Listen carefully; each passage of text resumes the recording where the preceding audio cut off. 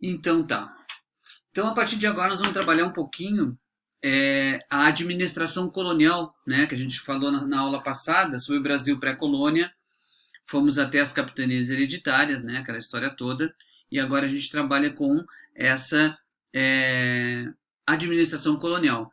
Lembrando que nessa aula a gente vai então continuar a questão da administração da colônia, né? Lembrando que com o fracasso que a gente viu, né, da maioria das capitanias hereditárias, a coroa portuguesa ela promove então uma centralização política. Essa centralização política vai ser a adoção daquilo que você dá o nome de governo geral. Então, a partir do governo geral, ela, mesmo com essa nova administração, ela vai manter as capitanias hereditárias. Apesar do fracasso, mas ela continua mantendo essas capitanias até por conta, né, daquilo que a gente chama de perpetuação do poder em alguns pontos, né, algumas famílias, algumas pessoas, né, que dão origem àquela expressão que a gente fala, né, principalmente do Nordeste, né, os coronéis, aquela história toda ali. A gente vai observar a partir de agora que aquela questão sobre corrupção do sistema político e a sobreposição do interesse público, né, pelo particular são marcas que envolvem a administração do Brasil desde sempre, né? Porque ao longo da história até os dias de hoje a corrupção está entranhada, eu brinco que faz parte do DNA da gente, né? Porque muito pouca gente nos dias de hoje talvez, né, se negasse a participar de um esquema de corrupção, né? Muito pouca gente, porque não é pouco dinheiro, é muito dinheiro e as pessoas acabam crescendo os olhos, né? Eu tenho uma amiga, né, que a gente estava conversando, ela vai concorrer a vereança, essas coisas todas assim. E aí ela disse que acha o salário de 5 mil reais muito alto para um vereador, aquela coisa toda. E a gente argumentou, né? Não, mas veja bem, toda a sessão noturna tu vai ganhar 700 reais. Tu tem direito ao auxílio disso, auxílio daquilo. E ela disse, não, não vou pegar. Pega! Mas não tem jeito, as pessoas vão pegar. Faz parte da gente, até porque você pode até lembrar, né, da eleição presidencial, a última na campanha eleitoral, quando se cobrou muito de um candidato ele ter usado o auxílio moradia, né, tendo uma moradia fixa, já uma residência fixa. E ele disse, tá na lei, peguei, né? Então, nem sempre as pessoas conseguem manter uma coerência a partir de um envolvimento que vai lhe dar as vantagens em algumas coisas. E dentro da política, muito claro, a partir daqui, você tem, então, a gente ter uma oportunidade de comparar politicamente o Brasil de ontem e o de hoje, que é praticamente a mesma coisa, não tem muita diferença, né? Por conta desse quesito que a gente chama de corrupção também, né? E da própria administração. Bom, o sistema de governo geral, ele começa então lembrando do fracasso do sistema de capitanias, que leva Portugal então a criar um novo sistema administrativo, que é chamado de governo geral. Então, acho que eu botei ali, um novo sistema administrativo, que é o que a gente chama de governo geral. E a charge é legal para isso, né? Porque ela fala exatamente que ou a gente, né, coloniza o país ou nós vamos perder tudo para os franceses, que era a questão toda de corsários, pirataria, aquelas invasões todas ali. Então, a partir do momento que você cria um governo geral, a ideia seria corrigir as falhas das capitanias e não extingui-las, e você criar um sistema, um novo órgão que deveria fazer o quê? Centralizar a administração. Essa, Eita. Essa centralização da administração ela vai ser importante, por quê? Porque ela vai dar ao governador geral aquilo que a gente chama de maior autoridade. Então ele vai ter o cargo de maior autoridade da colônia. E por consequência, ele vai ser o representante direto do rei.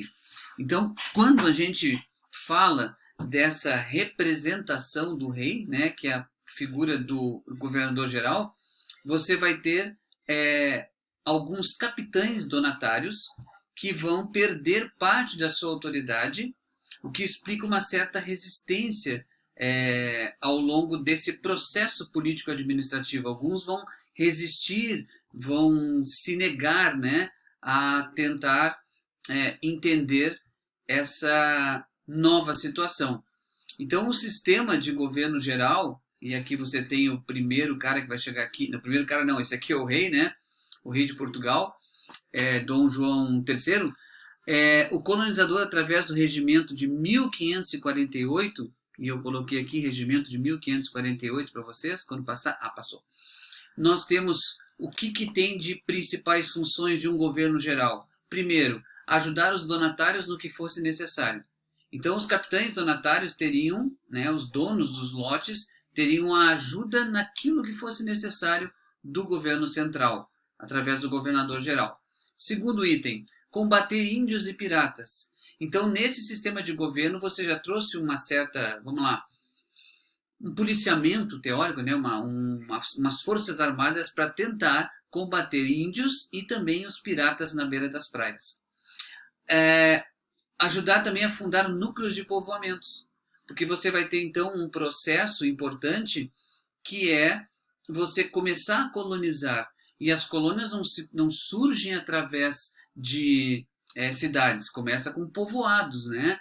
Então começam a ver os pequenos núcleos familiares, 2, 3 famílias, começam a fazer os arrendamentos, né? Começa a se organizar, se mobilizar e vai fundando então os grandes povoamentos. Estimular a catequese, né? E defender a fé cristã. Ora, isso é óbvio, né? Você lembra que a Europa já está vivendo desde 1517 a reforma religiosa de Martinho Lutero, a Igreja Protestante. Nós falamos sobre isso na aula anterior.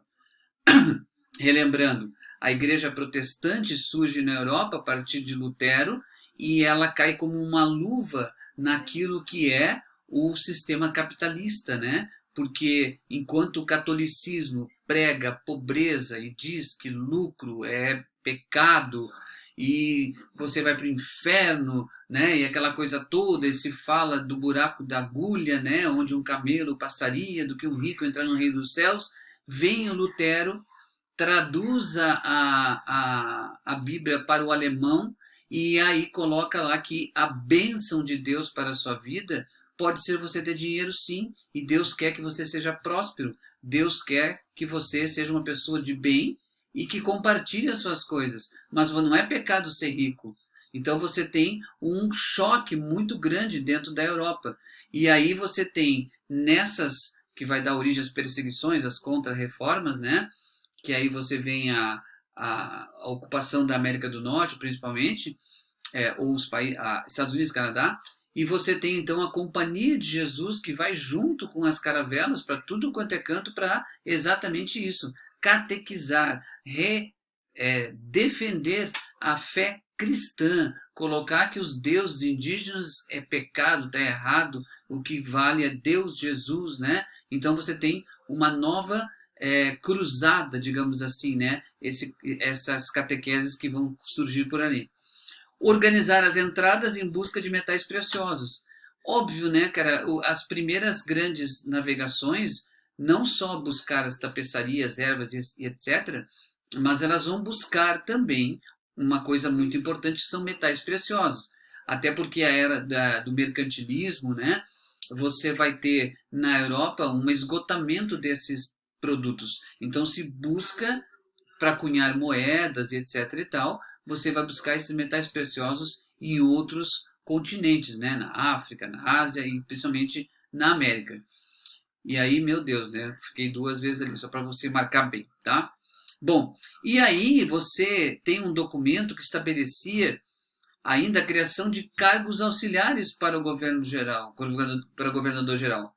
Aqui que nasce a corrupção, cara pálida, né? Você cria os carguinhos ali, né? Então você tem o ouvidor-mor, que ele é responsável pela justiça, tá? Então seria o sistema judiciário do Brasil. nós vamos ter a criação do capitão-mor, que é o responsável pela segurança da corte, e principalmente o provedor-mor, né? Esse provedor-mor vai cuidar das finanças e de todos os assuntos socioeconômicos que tem aqui na nossa colônia. Então, você cria cargos, e desses cargos aí você vai criar os pequenos carguinhos, e aí começa toda aquela história, né? Eu tô ali, né, carimbando as coisas, tá, vou fazer o quê? Aí o cara chega, pô, me ajuda aí, pô, eu quero que meu processo seja mais rápido, né? Como é que a gente faz? Pois é, não sei, tem um ritmo, aquela coisa toda. Aí eu penso, vou te dar um presente, né? Em 2020 vai ter um problema de pandemia e eu vou te dar máscara. Pô, legal, cara, obrigado. Então, vou acelerar teu processo. Então, eram os presentinhos, as trocas que se davam, que vão dar início, então, a esse processo gigantesco de corrupção que a gente tem aqui ainda no Brasil, ok? Bom, de novo, né? Eu batei 2 vezes ali. Sou uma anta mesozoica. Bom, do sistema de governo geral, quem é o primeiro cara que a gente tem? Tomé de Souza. O Tomé de Souza, ele é conhecido como o primeiro governador geral do Brasil, tá? Ele chega na América em 1549 com a incumbência de comprar a capitania da Baía de Todos os Santos, onde é a Bahia mesmo, né? Hoje, Bahia, né? Para ali estabelecer a sede do governo. Por isso que a primeira capital no Brasil é Salvador, né? Salvador, na Bahia, é a primeira capital. Talvez se ficasse lá, a capital, o Brasil seria mais tranquilo, né? Altinho, né? Pessoal, para que se estressar? Vamos ficar em casa, bota rede, bota máscara e espera a pandemia ir embora, né? Então, talvez fosse até melhor para nós se fosse na Bahia. Mas, enfim, né? Não aconteceu isso. A escolha se deveu ao quê? A localização da colônia, né? Da capitania, porque ela ficava quase no centro das terras portuguesas, o que favorecia a comunicação com as capitanias do norte e com as capitanias do sul. Então ela ficava mais ou menos centralizada. Ainda mesmo em 1549 foi fundada a cidade de Salvador, que é a primeira do Brasil, né? Que seria a sede do governo geral, né? Mesmo Cabralha, que hoje se chama Porto Seguro, né? Aí ficou só a praia de Cabralha. Eu já levei alguns alunos para lá várias vezes, né? Nos terceirões, passeios de meio de ano, né? Lá em Porto Seguro, aquele passeio etílico, né? Que o pessoal fica lá em festa todos os dias, né? 5 dias de alcoolismo total, né? Mas alguns foram até Cabralha, a gente visitou uma réplica de uma caravela de Cabral. É bem legal, assim, para a gente entender um pouquinho o contexto histórico do Brasil. Porque nenhum aluno está afim mesmo, só alguns ali. Mas enfim. Junto com Tomé de Souza vieram quem? Os primeiros jesuítas. Então quem veio para cá? Padre Manuel da Nóbrega, que tinha como objetivo de catequizar os índios, garantindo a eles o acesso à doutrina cristã. Garantindo a eles o acesso à doutrina cristã. Como se eles quisessem esse direito, né? Mas é um processo normal de aculturação nessas questões que envolvem as colonizações. Esse governo ele foi responsável também pela criação do primeiro bispado do Brasil, que é o Bispado de Salvador, onde você tem nomeado para ocupar o cargo de bispo Dom Pero Fernandes Sardinha, o bispo Sardinha, que você já ouviu algumas vezes em história, né, com os professores de vocês. A agricultura na época e a pecuária foram muito incentivadas, já que foram trazidas as primeiras cabeças de gado bovino para o Brasil, né, vindo lá da ilha de Cabo Verde. Bem como também foram instalados aqui vários engenhos, né? Por quê? Porque ali você vai produzir o açúcar, né? Nós vamos falar logo em seguida sobre isso. Além disso, foram organizadas expedições para reconhecer o terreno. Então, se viu a grandeza do país a partir dessas expedições, né? Sempre lembrando que essas expedições elas vão entrando o Brasil adentro pelos rios. Por isso que nós temos a maior parte das cidades, maior parte das nossas cidadezinhas, né? Tudo em geral é sempre perto de um rio, né? A grande maioria, tá? O governo estimulou o quê também?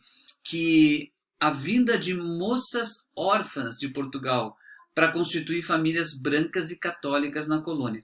Aqui tem uma coisa importante que você não pode esquecer, uma coisa que é legal de você saber. Até 1554 não tem mulher branca no Brasil, tá? Você tem o que a gente falou na aula anterior, a questão daquilo que envolve a cultura do estupro, né? Por que a cultura do estupro? Porque você teve os índios e brancos. Os brancos vão ter relações sexuais com as índias. Então você vai ter um nascimento de uma nova etnia, né? Que é o mameluco, né? O caboclo, o caipira, o caipora. Tudo isso é a resultante do branco com o índio. Vamos trazer os negros para cá. E aí você vai ter então o mulato, o branco com o índio, né? O branco com o negro. E vai ter alguns cruzamentos. Cruzamentos é bom, né? Vamos lá, cruzamento entre negros e indígenas, que cria o cafuso, né? E essa miscigenação foi apavorante para os padres jesuítas, porque é pecado mortal você ter relações sexuais com outra etnia que não seja a sua, porque o branco é um ser superior aos selvagens pretos, índios, asiáticos, né? A igreja era contra isso. Então foi feita uma campanha para trazer mulheres brancas para casarem com os homens que estavam aqui. Mas já era tarde, né? Já estava tudo miscigenado. Afinal de contas, em 54 anos se fez muita coisa. O cara não ia ficar aqui 54 anos sem fazer sexo, né? Ainda mais aquelas índias tudo peladas, a questão exótica, né? Depois as negras, meu Deus, né? Uma coisa diferente. E aí você vai partir para o confronto, né? Então isso acontece muito nesse período, por isso a chegada das primeiras mulheres brancas em 1554 para casar. De 1553 a 1558, nós temos o segundo governo geral, que desembarca no Brasil um cara chamado Duarte da Costa, né? Que entre eles veio o padre José de Anchieta, aquele que escreveu os poemas na beira da praia, que tem um monte de quadro, aquela coisa toda ali, né? Manuel da Nóbrega também veio, fundou o Colégio de São Paulo de Piratininga, é a origem do povoado que se transformaria na cidade de São Paulo, né? E na capitania de São Vicente. Nós temos o governo marcado por vários fatos negativos, como a briga do Duarte da Costa com o bispo Sardinha, né? Porque pelo mau comportamento do filho do governador. Sabe aquele cara assim, sabe quem é meu pai? Sabe quem está falando? Esse cara era um playboy, né? Pegava o seu carrão lá e ia fazer festa lá no interior do Brasil, né? E aí os caras pegavam e o bispo, não, mas tá errado, né? Porque ele promovia arruaças, desrespeitava as moças, estuprava as mulheres, e aí causou um conflito com o bispo Sardinha, porque pai protege filho, né? Isso é uma coisa natural. E também nós tivemos nesse período a invasão francesa do Rio de Janeiro, né? Onde fundaram uma colônia chamada França Antártica. Então isso foi um problema bem conflituoso nesses 5 anos de governo do Duarte da Costa. Vem logo em seguida, a partir de 1558, o nosso querido Mendes Sá, né? Estácio de Sá, Mendes Sá, né? O Mendes Sá, que é um homem letrado, ele é muito habilidoso e que tinha recebido um título de conselheiro do rei. Então esse terceiro governador-geral se destacava pela sua competência. Então, dos três, o mais competente é Mendes Sá, tá? Manteve por mais tempo seus antecessores no cargo, porque ele vai de 1558 a 1572, né? O Tomé de Souza ficou 4 anos, o Duarte da Costa 5 anos e o Mendes Sá 68, 14 anos, olha só, tá? Mendes Sá foi responsável direto pelo crescimento da produção agrícola, porque ele fez uma coisa importante, que foi estimular a construção de engenhos e a importação de escravos negros. Aí tem um lado negativo, né? Por isso que algumas pessoas destruíram há pouco tempo aí uma estátua de Mendes Sá, né? Porque, mas ele fez um monte de coisa no Brasil, né? No mesmo modelo norte-americano. Na Inglaterra, né? Teve um cara lá que financiou escolas, a cidade cresceu com o tráfico negreiro. O que as pessoas da comunidade foram lá? Foram na praça e derrubaram a estátua de um escravista, né? Que não justifica como o rouba mais faz, né? Então tem tudo esse processo aí. Então o Mendes Sá trouxe os negros para cá, incentivando o desenvolvimento da pecuária. Então ele é um cara de economicamente de visão e ele estrutura o Brasil. E para auxiliar nessa luta contra os franceses, foi fundada pelo sobrinho do governador, que é o Estácio de Sá, o Forte de São Sebastião do Rio de Janeiro. Não sei se alguém já foi para o Rio, né? É um dos passeios que a gente tem lá de turismo, é esse forte ali, que seria o núcleo inicial da segunda cidade brasileira, que é o Rio de Janeiro, tá? Em 1565. Onde você vai ter 2 anos depois, em 1567, os franceses que foram expulsos da região e a França Antártica foi destruída, tá? E futuramente,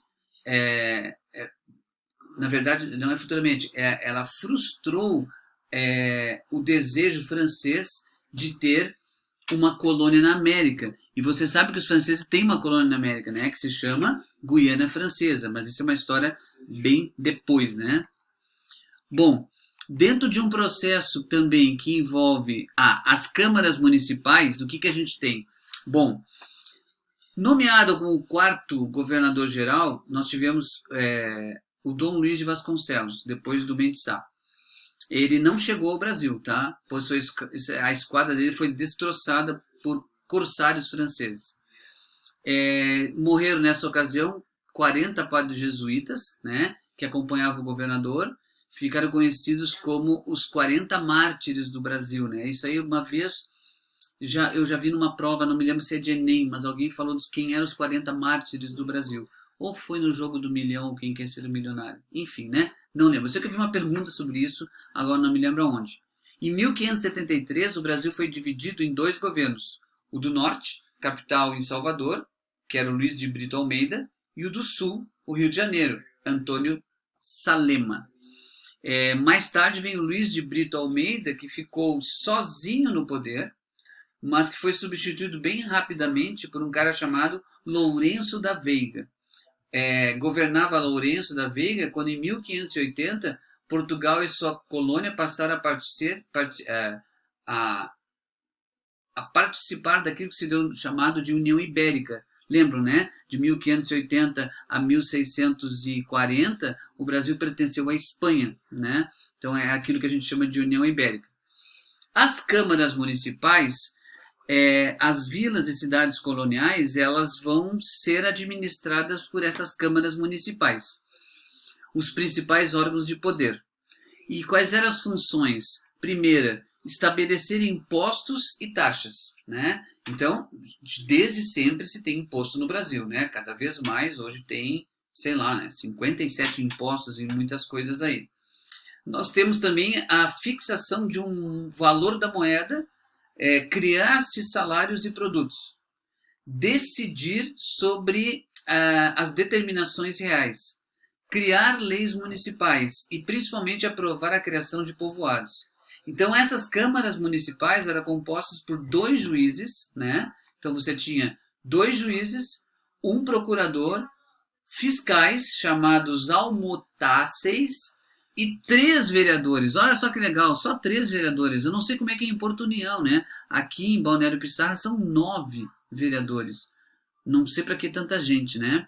Tem alguns lugares aí, como Itajaí, que são 11, mas com um salário de quase 15 mil reais, né? Cara, é um absurdo isso, né? Mas enfim, é uma outra história. De qualquer forma, só podia participar dessas câmaras municipais, ser votado e votar quem eram os homens de bem. Bom, quando a gente fala dos homens de bem, quem são esses homens de bem, tá? Aquelas pessoas que têm o quê? Riqueza, óbvio, né? Comerciantes, proprietários de terras, proprietários de escravos, né? Então não é qualquer pessoa que é homem de bem, né? Mais ou menos como você fala hoje dos homens de bem do Brasil, né? Quem são os homens de bem do Brasil? Difícil, né? Ao lado dos funcionários que foram providos pelo rei, havia, então, desde os primeiros tempos da colônia, um grupo de pessoas que você tinha eleitores que intervinham junto aos moradores, na administração, etc. e tal. Então você teve os interesses regionais, que a gente diz o seguinte, sempre sob a administração de câmaras do lugar, compostas de vereadores, blá, blá, blá, blá, blá. Então, todos nós sabemos que essa questão que envolve o que a gente chama de homens bons, ela é um pouco complicada, porque tem um historiador que fala o seguinte, os indivíduos mais respeitáveis da vila, isso é, aqueles que já haviam exercido a governança, seriam teoricamente os homens bons. Esses homens bons, ou homens de bem, né, são aqueles que têm as posses, né? Então a representatividade da população mais carente não existe, como não existe até hoje, né? Infelizmente no Brasil não há esses representantes. Os homens bons eram todos aqueles que exploravam o trabalho alheio, os que eles viviam livres e exploravam tanto as pessoas livres também como os escravos. Então, eles vão adquirindo, buscando mais poder e vão ficando, e eles são homens bons. A gente vê isso em alguns filmes, algumas até novelas, às vezes aparece alguma coisa assim, que são essas pessoas completamente diferentes, entre aspas, né, da própria população, né, que vai ser sempre deixada em segundo plano. Por que em segundo plano? Porque você vai ter uma situação diferente, né? Ninguém se responsabiliza, ninguém dá a mão para quem é mais carente, né? É uma coisa muito egoísta, né? Digamos assim, a partir dessa história que sempre foi a história da humanidade assim. O controle ultramarino, o que é? Nós vamos ter um período após a restauração do trono português, lá em 1640, né, que é quando termina a União Ibérica. Você tem o rei Dom João IV, aquela figurinha ali, né, que se tornou um rei. Foi criado então um conselho ultramarino. O que é o conselho ultramarino? Que foi regulamentado em 1642. Esse novo órgão nasceu subordinado ao que se dá o nome de Secretaria de Estado dos Negócios da Marinha e Domínios Ultramarinos. Lembra do Tratado de Tordesilhas, né? O Oceano Atlântico, essa coisa toda pertencente a Portugal. Estava encarregado exclusivamente da administração colonial. Então, sendo um passo decisivo para aquilo que a gente chama de centralização administrativa da colônia, concluindo o processo iniciado lá em 1548 com a restauração daquilo que se chama governo geral. Com o Conselho Ultramarino, esses poderes dos donatários, que já haviam sido limitados, né, diminuíram mais ainda, né? Apesar de que isso é muito na suposição, né? Ou digamos assim, nas leis, no oficial diminuiu o poder. Mas a gente sabe que não, né? Os caras continuam mandando há muito tempo lá. Ficaram praticamente esses donatários limitados aos direitos tributários que estabeleciam os forais, né, que é a questão dos tributos. Significativamente, os governos gerais, eles começam a ser chamados, então, de um outro nome. Vai ser dado um nome de vice-rei, né, o governador geral. E só foi oficialmente considerado esse cargo como vice-rei lá no ano de 1720, né? Mas é uma substituição que a gente tem naquele momento ali. Aqui nós temos a chegada de um cara ao Brasil muito legal, né? Muito querido, né? Chamado Sebastião José de Carvalho e Melo, que é chamado de Marquês do Pombal, né? Ele foi primeiro-ministro do rei Dom José I, né? Entre 1750 e 1777, sendo responsável pelo quê? Pela forte centralização administrativa, acompanhada de um crescente controle da coroa sobre as atividades econômicas que existiam na colônia, para resolver a crise da metrópole, né? Sabe que metrópole é o colonizador, né? Estava em crise, resolver a crise ali. Dessa forma foram realizadas o quê? Várias medidas que influenciaram e alteraram a vida na colônia. Então foi proibida a fabricação na colônia de mercadorias que pudessem fazer concorrência aos produtos vendidos por Portugal, ou que não interessavam o seu comércio, né? Pacto colonial, né? Você sabe disso.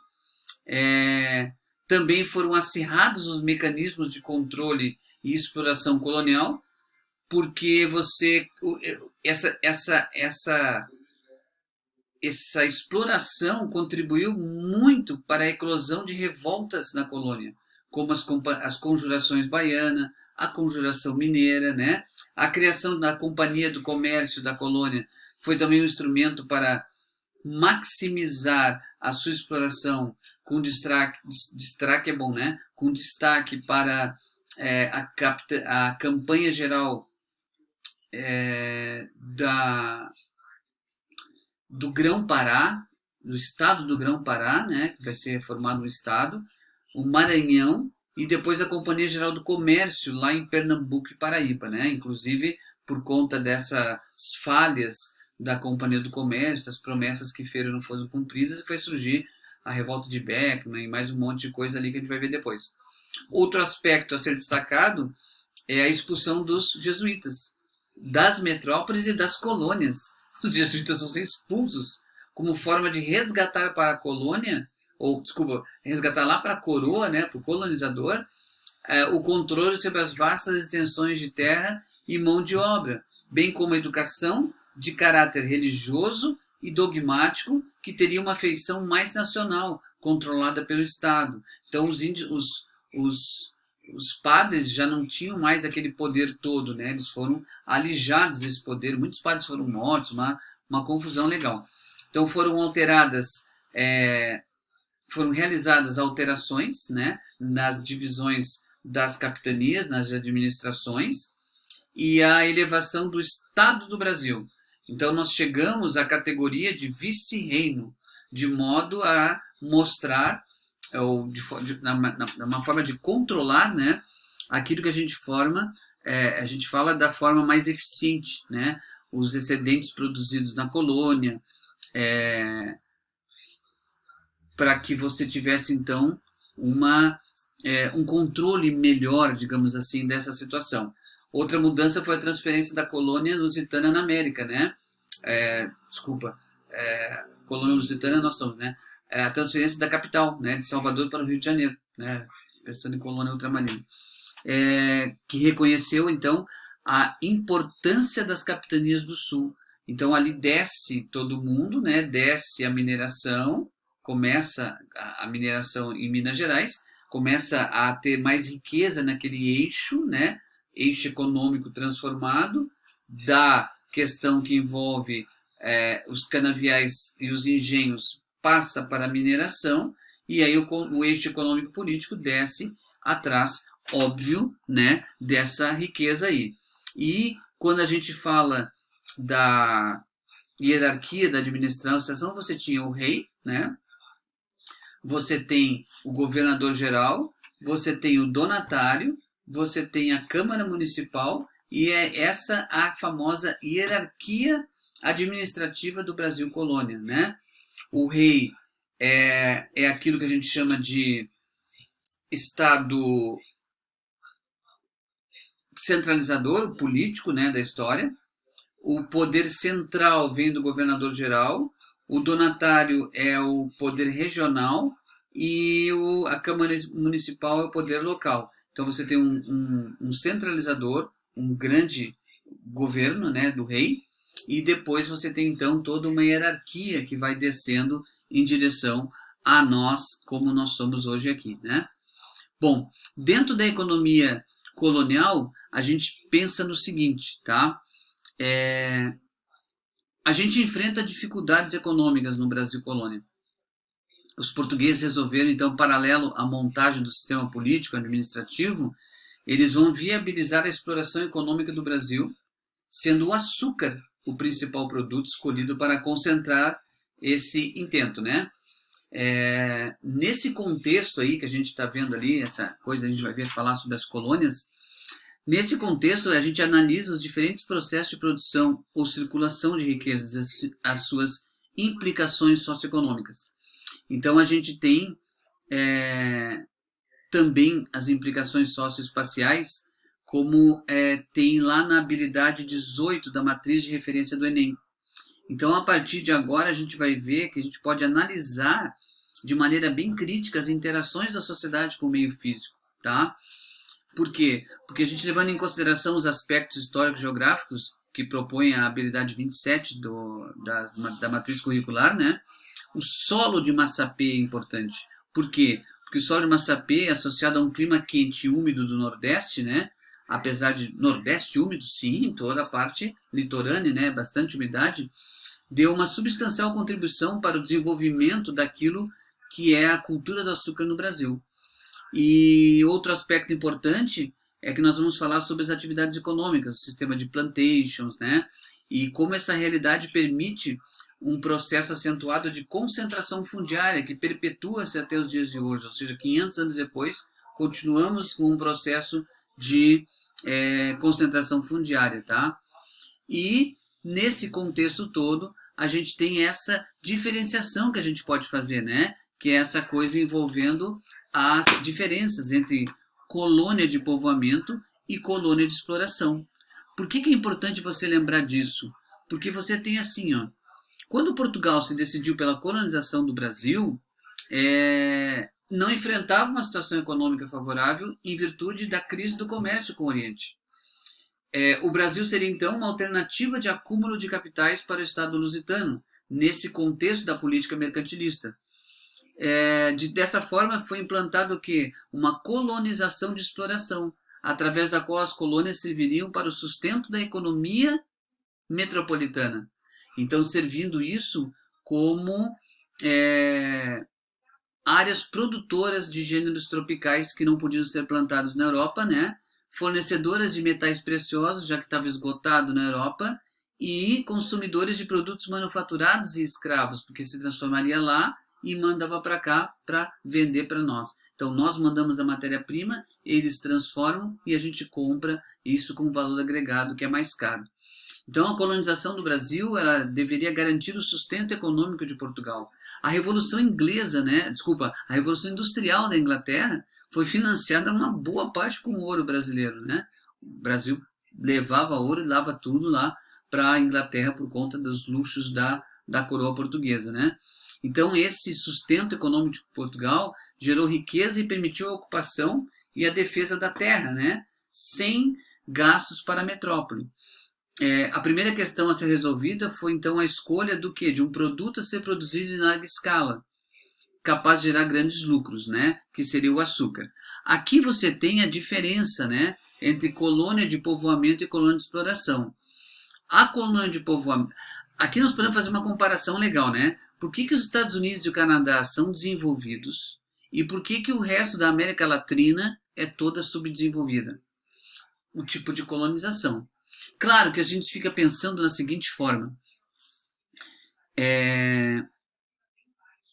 Se por acaso, em determinado momento, o Martim Lutero diz o seguinte: eu não vou me estressar com isso, os papas estão tudo louco aí, né, roubando dinheiro do povo, cobrando as indulgências, eu não vou me mexer com isso.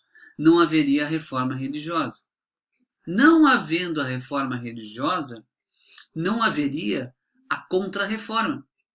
Se não houvesse a contra-reforma religiosa, não haveria perseguição aos luteranos, aos calvinistas, aos anabatistas, né, a esse povo todo. E não haveria, então, a fuga desses ingleses, irlandeses, galeses, migrando do Oceano Atlântico para o continente americano. Então, não haveria a formação das 13 colônias americanas, portanto, você não teria os Estados Unidos hoje. Como seria o mundo sem os Estados Unidos, então, né? O que seria do planeta? Quem sabe o que poderia acontecer? Veja como um evento apenas acaba alinhando e transformando tudo. Então é uma coisa muito doida você pensar nisso, né? Porque que os Estados Unidos e Canadá houve uma pequena propriedade familiar, as pessoas vieram plantar, fincar raízes, aquilo que a gente, e trabalhar na terra, policultura, artesanato, manufatura, o trabalho era livre, você tinha um abastecimento e ao mercado interno, a economia gerava dentro da própria colônia, né? E existia uma relativa autonomia econômica e administrativa, bem diferente de nós latinos, né? Porque a gente teve a colonização baseada num latifúndio, com monocultura, com o predomínio do trabalho escravo, voltados para a exportação. E principalmente aquilo que eu falei anteriormente, a gente não podia fazer a concorrência com a metrópole, portanto, submissão ao pacto colonial. Tá? Então isso é muito importante você ter em mente, porque faz parte, né, da nossa estrutura enquanto país, a gente ter essa essa estrutura que a gente tem até hoje que se manteve nesse sentido e explica toda a pobreza da América Latina. Tem um livro que a gente, não sei se alguém já leu, gostaria de ler, né? É As Veias Abertas da América Latina, escrita por um uruguaio chamado Eduardo Galeano. Ele explica muito bem, né, essa questão toda envolvendo esse processo de povoamento da América Latina. Por que se escolheu o açúcar, né? Por que não outro produto, né? Porque você tem o açúcar era uma planta silvestre lá da costa indiana, na costa de Bengala. A cana de açúcar ela era cultivada em jardins e o açúcar era considerado um remédio. E como tal, como remédio, ele apareceu nas prescrições dos médicos, dos persas e dos bizantinos. Os persas é o que dá origem ao Irã hoje, né? E os bizantinos são aqueles que moravam em Bizâncio, que é onde hoje é Istambul, né, na Turquia. Por volta do século VIII, a planta difundiu-se pelo litoral chinês. E não tinha vírus, olha só, né? Nas vizinhanças de Cantão. 2 séculos depois ganhava o Egito, onde o açúcar era fabricado com técnicas mais aprimoradas. Então veio os cruzados, conheceram o açúcar na Síria, no final do século século XIII, né, das cruzadas. Levaram para a ilha de Chipre, enquanto os árabes o introduziram na Sicília e em Valência, na Espanha, que era Moura, né, na época. Foi a partir de Valência que no século XV os canaviais desceram para o Marrocos, no continente africano. Na mesma época, os portugueses iniciavam suas plantações nas ilhas do Atlântico e os espanhóis cultivavam as primeiras mudas nas Ilhas Canárias e nas Antilhas, né? O açúcar torna-se então um artigo de luxo, vendido em grãos nas boticas. O que era botica? Que deu quase a origem a boutique, né? A botica era uma antiga loja que se preparava e vendiam remédios. Já ouviu falar em boticário? Boticas, boticário, né? E no final da Idade Média, ela constituía então uma herança valiosa e presente de reis. Se levava açúcar. Hoje levaríamos arroz, né? Seria mais caro que o açúcar, né? Mas enfim, o Hospital dos Pobres de Paris recebeu um legado de cerca de 20 quilos de açúcar. Olha só, uma herança de 20 quilos de açúcar. Nossa, 20 quilos de açúcar era um valor incalculável, né? O Leão VI da Armênia, ele foi expulso do seu país em 1383 pelos muçulmanos, recebeu 13 arráteis de açúcar de Carlos VI da França.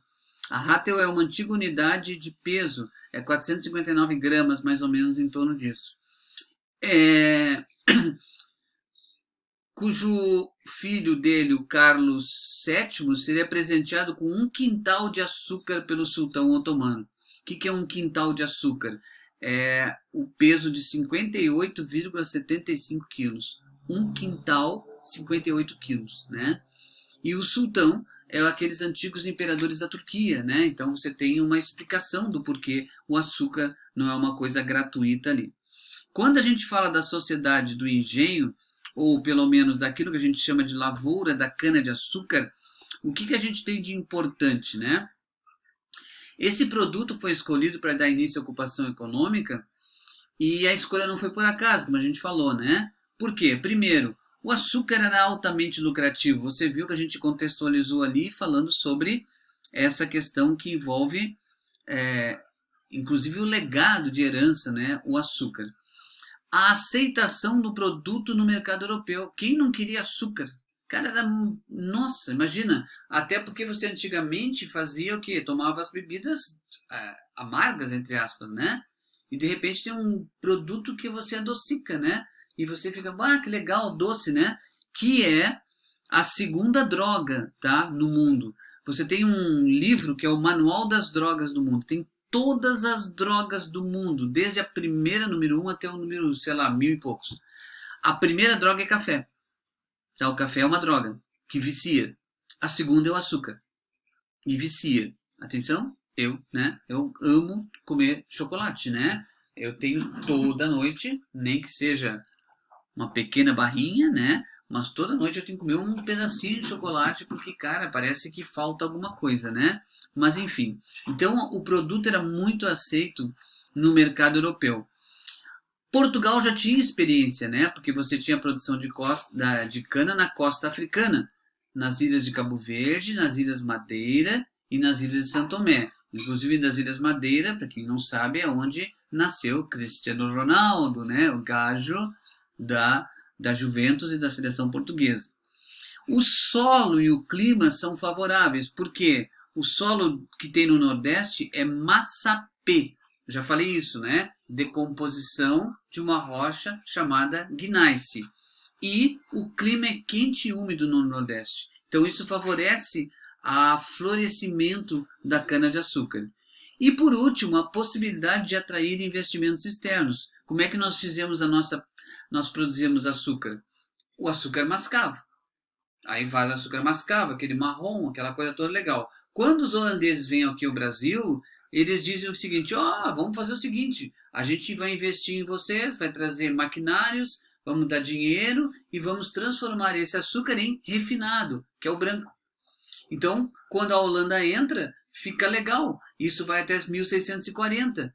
Por que 1640? Porque aí você tem a União Ibérica. Como a Holanda é inimiga da Espanha, a Holanda vai embora. A Holanda vai embora, leva as técnicas do refino, leva os maquinários, leva tudo embora, não tem investimento e surge aquela expressão que talvez você já tenha ouvido, né? Que é chupar cana e assobiar. Porque quando você chupa a cana, você fica chupando aquelas palhinhas ali e faz um assobio. Então, chupa cana e assobiar. A lavoura açucareira, ela requeria o quê? Vultuosos investimentos iniciais, especialmente para aquilo que a gente chama de compra e montagem de equipamentos nos engenhos, no transporte das mudas da Europa para o Brasil, na obtenção da mão de obra escrava. Então, como a gente disse antes, né, Portugal enfrentava dificuldades econômicas nesse período e por isso se associou com o capital holandês. Então se teve a montagem daquilo que a gente chama de agromanufatura açucareira. Funcionaria da seguinte maneira, né? Como eu falei, portugueses ficavam responsáveis pela produção, os holandeses financiavam tudo, a montagem do engenho, faziam o transporte, o refino e a comercialização do açúcar na Europa. E, com isso, eles ficavam com o quê? Com os lucros maiores, com as partes maiores da renda desse produto, né? Temos aqui como é que era o funcionamento do engenho, né? A gente tem aí um gráficozinho muito legal, né? Que eu achei há um tempo atrás aí e botei para vocês entenderem, né? Depois você tem disponível esses slides, né? Eu mando para o Lucas, ele posta para vocês, né? E aí você dá uma olhada ali. Mas inicialmente o termo engenho designa máquina de moer cana, tá? Então engenho significa máquina de moer cana. E aí o termo engenho passou a ser usado para denominar a grande propriedade açucareira, que abrangia toda a fazenda, geralmente subdividida aí em casa grande, senzala, a capela, óbvio, né? Tem que ter um padre na história, né? O engenho propriamente dito, a pequena lavoura de subsistência, você tinha que plantar para você comer, afinal toda a área era usada para canavial, mas tinha que sobrar alguma coisa para você plantar, né? Na casa grande vivia quem? O senhor do engenho, toda a sua família, então tinha o senhorzinho, a sinhazinha e todos os senhorzinhos pequenininhos, né? Os agregados, que é aquele pessoal que fica junto lá, né? Eu sou primo, né? Veio e agregou-se ali. Alguns escravos domésticos E a alimentação era muito simples. As vestimentas utilizadas também no dia a dia eram também muito simples. A senzala, ela servia de abrigo aos escravos, que viviam assim amontoados miseravelmente, né? Sujas, fétidas, não tinha janela. Quando tinha janela era tudo com grade. Então era como se fossem animais, eram jogados ali dentro de uma caixa, né? Totalmente sujo, totalmente, meu Deus, nem se fala, né? Normalmente essas senzalas eram construídas abaixo ou próximo da casa grande, pois apesar de toda a inconveniência com o mau cheiro e o barulho, ficavam nas vistas do senhor, ele podia ver, controlar, né? Por isso que ele tinha o capitão do mato, né? Que era um negro que se achava branco, porque esse negro espancava os negros, né? Então, enfim, né? Faz parte. Tinha uma capela que representava então a força da Igreja Católica no Brasil colonial, a sua influência do funcionamento da sociedade, né? Porque a Igreja Católica ainda estava bem presente nesse contexto. No engenho propriamente ficava as máquinas, tinha a moenda, né? Que tem ali embaixo aquela figura dos caras colocando ali a cana no meio e vai girando aquilo ali, né? Depois tem o boi que vai fazer isso mais tarde. Não sei se alguém já desceu aqui, né, para o sul pela BR-101. Tem o engenho do boi ali, que tinha um boi, né, que você consegue ver esse boi ainda, mas não mais fazendo a moenda, tá? Tirava o caldo. A fornalha tá ali, os caras botando no foguinho número 3 ali, né? Você tem o caldo fervido, transformava em melaço, que é o melado, né? E o purgar é onde o açúcar era secado antes de ser encaixotado. Então, no Brasil havia dois tipos de engenho: o real, movido a energia hidráulica, como você tem ali os cursos de água aqui no cantinho à esquerda, né? E o trapiche, movido à força motriz animal. Então, o animal fazia esse trabalho que primeiro quem fazia eram os próprios negros, né? O trapiche. Alguns engenhos contavam também com destilaria para fabricar o aguardente, cachaça, né? Para quem gosta dessas coisas. Tinha currais para gado, né? Que servia como força motriz também, até para as carroças. O alimento e o transporte. Fornecia couro, esse gado, né? E as pequenas lavouras alimentavam a subsistência de todo o engenho. Claro que os negros muito menos, né? Em alguns casos, o senhor do engenho cedia parte das suas terras a agricultores, tá? Que somente plantavam cana-de-açúcar, sendo obrigados a moê-lo no engenho da fazenda e entregar metade do açúcar produzido para o dono da fazenda, tá? As terras que possuíam apenas plantações de cana eram chamadas de fazendas obrigadas, entre aspas, né, dessas pessoas. Havia também alguns lavradores que eram independentes, que plantavam cana e moíam o engenho na sua escolha. E apesar de possuir terras de escravos, esses senhores não tinham engenho porque era muito caro para ter esse engenho e tinha dificuldade de instalação, porque você tem um problema que a Holanda financiava alguns, mas não todo mundo, tá? Então, essa toda esse funcionamento do engenho que eu coloquei para vocês aqui, ele é autoexplicativo, tá? Ele está muito bem colocado, tem tudo como funciona o engenho bem tranquilo, né? Então depois eu vou mandar esses slides para o Lucas, para ele, né? E ele disponibiliza para vocês, né? Assim como também tem a nossa aula gravadinha aí. E aí você tem a sociedade açucareira da época, né? Que era aquilo que a gente trabalhava com a chamada Sociedade do Açúcar, que tinha a aristocracia, né, os que têm o dinheiro, o senhor do engenho, tem alguns homens livres que trabalham em algumas funções, né, tem alguns senhores de terras menores que não têm engenho, é o carpinteiro, é o ferreiro, um capataz, um marceneiro, né? Então todo esse grupo de pessoas que não tem tantas terras e também não é escravo, acaba formando uma classe média, entre aspas. E a pobreza, né? Toda a torcida do Flamengo ali embaixo, né? É a pobreza do Brasil, né? Então, a escravidão, né? Onde você tem um grande problema que se perpetua até hoje naquilo que a gente chama de sociedade racista que a gente tem, né? Ainda existe esse grande problema no Brasil, ok? Bom, encerramos aqui, né, essa aula.